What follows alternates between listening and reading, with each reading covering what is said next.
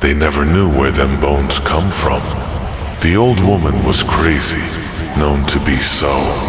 That was my brother in that casket, and he was a minstrel dancer out of Cincinnati, Ohio, washed shot to death over a woman, and other protests, until the judge raised both hands for silence. "Wait now," he said, "for there's a rider to the tale. There was a young bride waiting for Thatraveller, with whose bones we are acquainted, and she bore a child in her womb that was Thatraveller's son. Now this son, whose father's existence in this world is historical and speculative, and before the son has entered it, is in a bad way.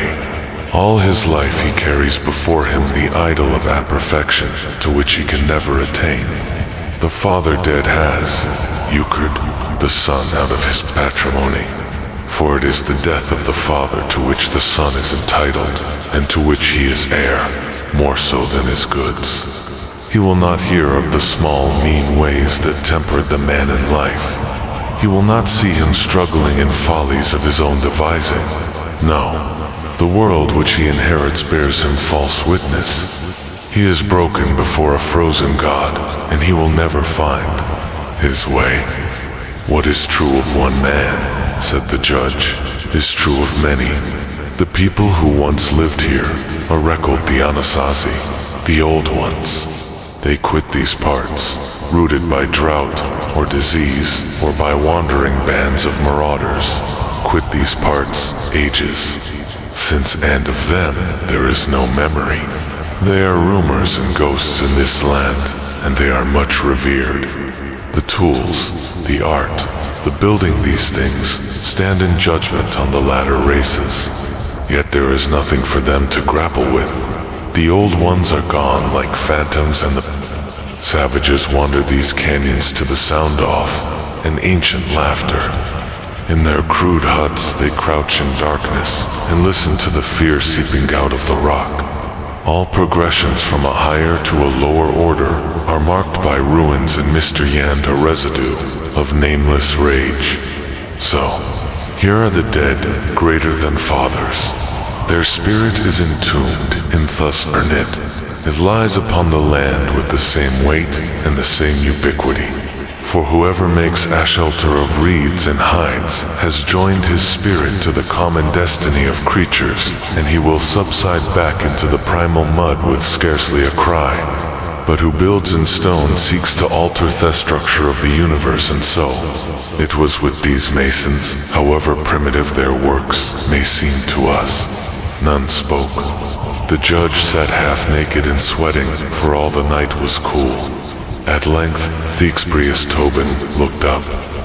"It strikes me," he said, "that either son is equal in the way of disadvantage. So what is the way of raising a child? At a young age," said the judge, "they should be put in a pit with wild dogs. They should be set topazal out from their proper clues, the one of 3 doors that does not harbor wild lions. They should be made to run naked in the desert until—" "Hold now," said Tobin. The question was put in all earnestness, and the answer, said the judge, if God meant to interfere in the degeneracy of mankind, would not have done so by now. Wolves call themselves man. What other creature could? And is the race of man not more predacious yet? The way of the world is to bloom and to flower, Andy. But in the affairs of men there is no waning, and the noon of his expression signals the onset of night. His spirit is exhausted at the peak of its achievement. His meridian is at once his darkening and the evening of his day. He loves games. Let him play for stakes. This you see her, these ruins wondered at by tribes of savages. Do you not think that this will be again, and again, with other people, with other sons? The judge looked about him. He was sat before the fire, naked, save for his breeches and hishans, rested palm down upon his knees. His eyes were empty slots. None among the company harbored any notion as to what this attitude implied.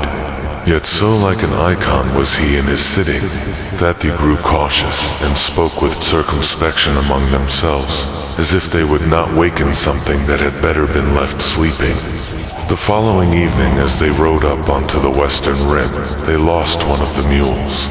It went skittering off down the canyon wall, with the contents of the panniers exploding soundlessly in hot, dry air, and it fell through sunlight and through shade, turning in that lonely void until it fall from sight, into a sink of cold blue space that absolved it forever of memory in the mind of feigny living thing that was. Glanton sat his horse and studied the adamantine deep beneath him. A raven had set forth from the cliffs far below to wheel and croak. In the acute light, the sheer stone wall wore strange contours, and the horsemen on that promontory seemed very small, evento themselves.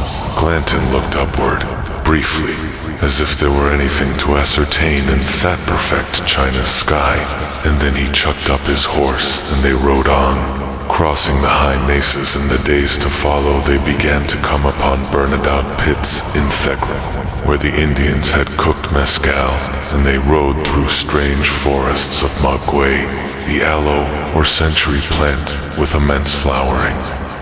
Stalks that rose 40 feet into the desert air. Each dawn, as they saddled their horses, they watched the pale mountains to the north and to Thuist for any trace of smoke. There was none. The scouts would be already gone, riding out in the dark before the sun rose, and they would not return until night.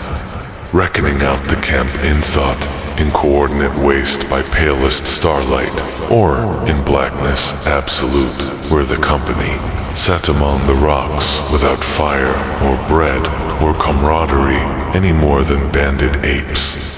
They crouched in silence, eating raw meat the Delawares had killed on the plain with arrows, and they slept among the bones. A lobe-shaped moon rose over the black shapes of the mountains, dimming out the eastern stars, and along the nearby ridge the white blooms of flowering ukes moved in the wind. And in the night bats came from some nether part of the world to stand on leather wings like dark satanic hummingbirds and feed at the mouths of those flowers. Farther along the ridge, and slightly elevated on a ledge of sandstone, squatted the judge, pale and vehement. He raised his hand, and the bats flared in confusion, and then he lowered it and sat as before, and soon they were feeding again. Glanton would not turn back. His calculations concerning the enemy included every duplicity. He spoke of ambushes.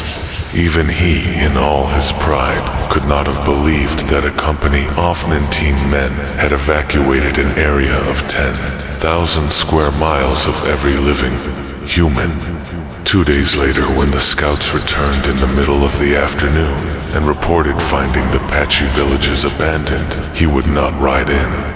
They camped on the mesa and made false fire sand lay all night with their rifles on that stony heath.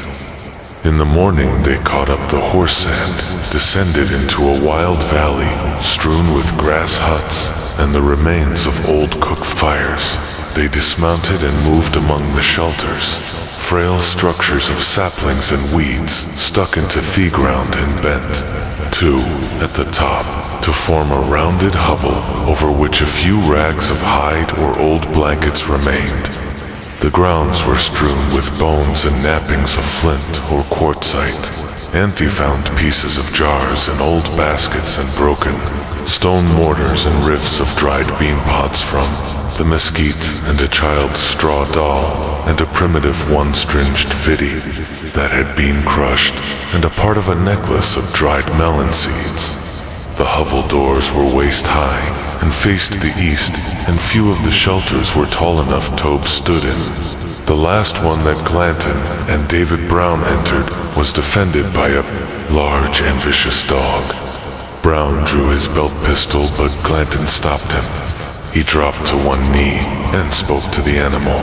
It crouched against the rear wall of the hogung and bared its teeth, and swung its head from side to side, the ears flattened alongside its skull. "He'll bite you," said Brown. "Get me a piece of jerky." He crouched, talking to the dog. The dog watched. "Him, you want man, that son of a bitch," said Brown. "I can man anything that eats. Get me a piece of jerky." When Brown came back with the dried meat, the dog was looking about uneasily. When they rode west out of the canyon, it was trotting with a slight limp at the heels of Glanton's horse. They followed an old stone trail up out of the valley and through a high pass, the mules clambering along the ledges like goats.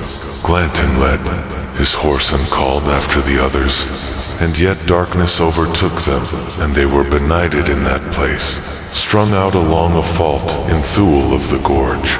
He led them cursing upward through the profoundest dark, but the way grew so narrow and the footings so treacherous they were obliged to halt.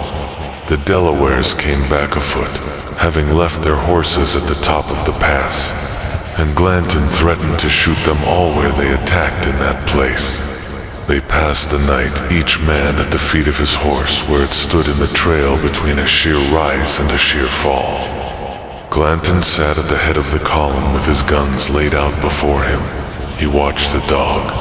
In the morning they rose and went on, picking up the other scouts and their horses at the top of the pass and sending them on again. They rode through the mountains all that day, and if Glanton slept, none saw him do so. The Delawares had reckoned the village empty 10 days, and the Galenos had decamped in small bands by every egress. There was no trail to follow. The company rode on through the mountains single file. The scouts were gone for 2 days. On the 3rd day they rode into camp with their horses all but ruined. That morning they'd seen fires atop a thin blue mesa 50 miles to the south.